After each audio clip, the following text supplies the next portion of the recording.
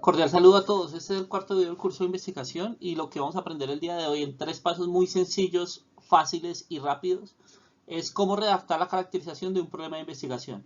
En el video anterior vimos cómo se realiza la caracterización. Sin embargo, no expliqué cómo se redacta la caracterización para que ésta pueda ser parte del trabajo de grado. Como lo dije, son 3 pasos muy sencillos. Vamos a verlos rápidamente. Paso número 1. Rastrear los argumentos empíricos o teóricos y las fuentes que se van a utilizar en cada una de las etapas de la caracterización del problema de investigación. Recuerden que hay 2 tipos de argumentos. Empíricos son aquellos en los que acudimos a los hechos, a datos, a cifras concretas, ¿sí? a un hecho observable de la realidad. Y los teóricos son aquellos en los que podemos acudir a un autor, a un libro, a una teoría. Entonces, también vimos en el video anterior cuáles son las etapas del proceso de caracterización del problema de investigación. Entonces vimos que está la descripción, la delimitación, la definición del problema, el planteamiento del problema y la formulación definitiva del problema. Lo que yo les sugiero para que redacten de forma adecuada la caracterización del problema de investigación es que rastreen, identifiquen muy claramente 1 o 2 argumentos, ojalá más, 1 o 2 argumentos por cada una de estas fases, obviamente con su respectiva fuente. Entonces la descripción tendrá argumento 1, argumento 2, cada uno acompañado de su fuente, y así con cada una de las otras etapas. Una vez tenemos esto, podemos dar lugar al siguiente paso. Sin embargo, vamos a ver con detenimiento 2 ejemplos para que haya una mayor claridad. Ejemplo número 1. Supongamos que tenemos el siguiente problema. El niño Juan, de 8 años de edad, estudiante de segundo de primaria, diagnosticado con TDAH, presenta dificultades de convivencia escolar que afectan su proceso académico en el Colegio Juan Carlos X de Bogotá, Distrito Capital. Entonces, el estudiante busca hacer una descripción de ese problema. De hecho, esto es un ejemplo real. Entonces, las estudiantes fueron 2 estudiantes. Las estudiantes buscan hacer una descripción del problema de investigación. Recuerden que la descripción es ubicar al problema concreto en el campo o escenario más amplio posible. Entonces, ¿qué hicieron ellas? El TDAH es un trastorno que afecta principalmente a la población infantil de 5 a 12 años. ¿Sí? Entonces, según el DSM-5, el Manual Diagnóstico Estadístico de Medicina, en su 5ª versión, el TDAH es un trastorno que afecta principalmente a la población mundial y a la población infantil mundial. Entonces, ya tienen un criterio de autoridad para iniciar. Además, hay un elevado porcentaje de población infantil mundial con TDAH. De cada 20 niños, si no me equivoco, estoy diciendo posiblemente una barbaridad, pero de cada 20 niños habían 6, ¿sí? Lo que equivaldría más o menos a que cada 10 habrían 3. Es decir, un 30% de la población infantil mundial podría estar padeciendo de TDAH. Eso lo dijo la Organización Mundial de la Salud. Esa descripción es suficiente. Tenemos 2 datos, 2 argumentos con una fuente de autoridad. Damos lugar a la delimitación. Entonces, describimos ahora la cantidad estimada de niños y niñas diagnosticados con TDAH en Colombia propiamente dicho, ¿sí? Entonces podemos acudir al Ministerio de Salud. También debemos indicar una cantidad estimada de niños diagnosticados con TDAH en el sistema escolar colombiano, porque puede que haya una diferencia entre esas 2 cifras.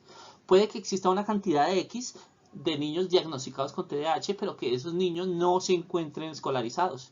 Entonces hay que evidenciar cuántos niños propiamente en el sistema escolar están diagnosticados con TDAH. ¿Quién ofrece esa cifra? El Ministerio de Educación, el Instituto Nacional de Salud, el Ministerio de Salud puede ayudarnos con esas cifras. ¿Listo? La definición, entonces, cantidad estimada de niños diagnosticados con TDAH en el sistema escolar de Bogotá, Distrito Capital. Y además hay que identificar cuáles son los elementos del diagnóstico del TDAH en la infancia relacionados con dificultades escolares. Entonces, ¿cuáles son esos elementos que se vinculan directamente al escenario escolar? Problemas de aprendizaje, problemas de comportamiento, etcétera, etcétera. ¿Quién da ese diagnóstico o quién caracteriza dicho diagnóstico? El DSM en su 5ª versión. Podemos pasar a un planteamiento del problema. Entonces, los niños diagnosticados con TDAH tienen problemas de agresividad y comportamiento compulsivo. Vemos cómo cada vez se va haciendo más específico, más concreto el diagnóstico. Entonces, no solamente vamos a ver el diagnóstico general, sino que luego pasamos a ver cuál es el diagnóstico relacionado con problemas en el entorno escolar y concretamente aquellos que se relacionan con los problemas de agresividad y comportamiento compulsivo. Además, 7 de cada 10 niños diagnosticados con TDAH tienen dificultades de convivencia escolar en Bogotá, Distrito Capital. ¿Quién da esa cifra? La Fundación KDAH. Entonces vemos cómo cada argumento está acompañado de una fuente que le da autoridad y le da rigor académico a ese argumento. La formulación definitiva del problema. La historia clínica de Juan evidencia patrones de comportamiento compulsivo, agresivo y autolesivo. ¿Sí? ¿Cuál sería la fuente en este caso? La historia clínica, la historia médica. Obviamente deben tener consentimiento de los acudientes para tener acceso, para contar con acceso a esta historia clínica. Pero es posible si se hace un buen trabajo de investigación y es una fuente de suma importancia. Además, los informes de desempeño académico, los informes del Departamento de Orientación Escolar y las entrevistas a docentes. Cuando yo reúno todos estos elementos, puedo ubicar el problema específico de la investigación en unas coordenadas espaciales, temporales y sobre todo conceptuales que me permiten tener una caracterización del problema de investigación. Veamos el segundo ejemplo. El problema de investigación del que se parte es este. No se evidencia la existencia de políticas públicas efectivas en materia de seguridad social para trabajadores informales en la ciudad de Bogotá, Distrito Capital, desde la perspectiva del Estado Social de Derecho. Entonces un abogado o un estudiante de Derecho busca realizar una investigación a este respecto. En la descripción, ¿qué es lo que hace? Datos sobre la cantidad de trabajadores informales en el contexto mundial y en la región del continente de América. ¿Quiénes dan esos datos? La OIT. La OIT, así de sencillo. O la OEA también a veces suministra datos, pero la OIT, que es la Organización Internacional de Trabajadores, suministra ese tipo de datos. Además, datos sobre el acceso a la seguridad social por parte de la población mundial en general y de los trabajadores informales en particular. ¿Cuál es la cantidad estimada de la población mundial que tiene acceso a la seguridad social? La OIT, la Comisión Interamericana de Derechos Humanos, la ONU, son algunas entidades que pueden ofrecer datos al respecto. Como delimitación que se tiene, cifras sobre trabajo y economía informal en Colombia. Podemos acudir al Ministerio de Trabajo y al DANE. El DANE es una fuente sumamente importante para obtener cifras y estadísticas. Además, podemos acudir a cifras sobre la seguridad social en Colombia. ¿Qué tanta población de Colombia accede a la seguridad social? Entonces, el Ministerio de Trabajo, el FOSIGA, el DANE.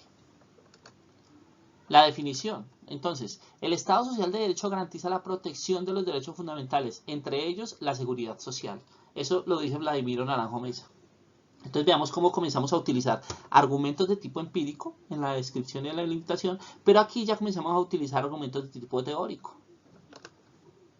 La seguridad social hace parte de los derechos humanos de segunda y tercera generación reconocidos por Colombia. Entonces la OIT lo dice y la ONU lo dice. Entonces son argumentos de orden jurídico sumamente importantes.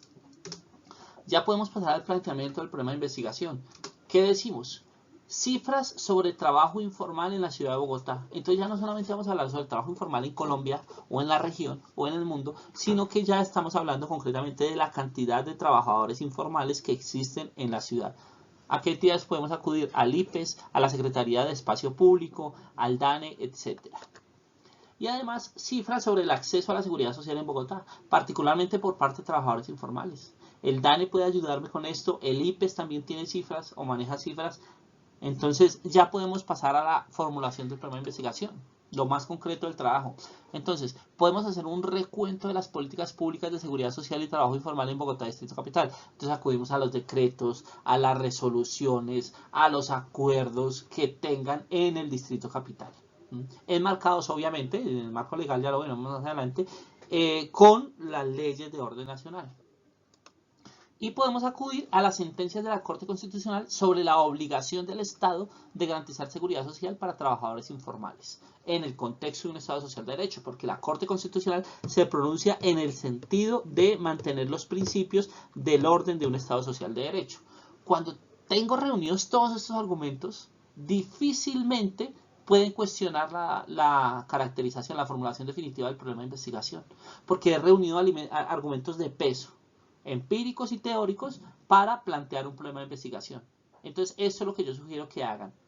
Ese es el primer paso. Segundo paso, convertir cada uno de los diferentes argumentos en uno o dos párrafos, manteniendo el rigor académico, es decir, utilizando las citas correspondientes según las normas APA. Esto es fundamental. Entonces, ¿cómo les sugiero que hagan esto? Tenemos las 5 etapas de la caracterización del problema de investigación: descripción, delimitación, definición, planteamiento y formulación. Ya hicimos el ejercicio del primer paso, que es identificar 2 argumentos por cada una de estas etapas. Entonces tenemos argumentos con fuentes respectivas. ¿Qué vamos a hacer? Vamos a convertir cada uno de esos argumentos en un párrafo.